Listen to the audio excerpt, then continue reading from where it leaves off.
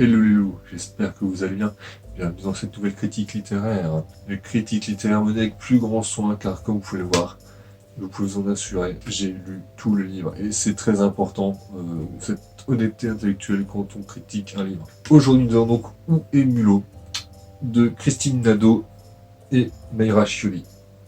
C'est l'histoire de Monsieur Taupe, qui est un ami Mulot. Ils passent leur vie ensemble, etc. Ils passent plein d'aventures. Qu'est-ce qui se passe un jour? Paf! Monsieur Mulot a disparu un matin. On va passer tout le livre à voir Monsieur Taupe qui cherche Monsieur Mulot un peu partout.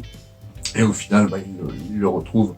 Et ils sont très heureux tous les deux. Ça, c'était le pitch. Au niveau des points forts, ce qu'on peut voir, c'est que sur chaque page, il y a Monsieur Taupe qui cherche Monsieur Mulot. On peut s'amuser à retrouver Monsieur Mulot dans les pages. Une sorte de mini Où est Charlie? C'est un peu Où est Mulot? C'est le titre, d'ailleurs, du livre. Donc là, on peut voir, par exemple, il s'enfuit. Et c'est pareil pour chaque page. De la même manière, les dessins sont très sympas. C'est un vrai régal pour les yeux. On prend plaisir à parcourir ce livre. Un point qui me chiffonne, parce qu'il faut aller au fond des choses et c'est important pour une critique objective. C'est tant est que l'objectivité existe.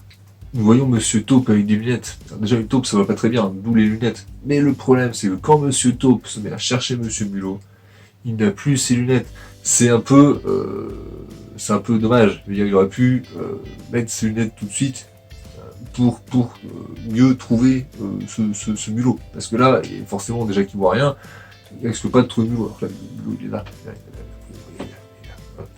Ça met un peu en difficulté le personnage principal pour rien. Ils auraient pu trouver un autre moyen de le mettre en difficulté. Voilà, parce que là, c'est vraiment un peu basique, quoi, avec les lunettes. Voilà. Surtout qu'à la fin, on le voit, Monsieur Mulot prend les lunettes de Monsieur Taupe et les met sur son nez. Donc en fait, il les avait dans sa poche. Donc c'est un peu dommage.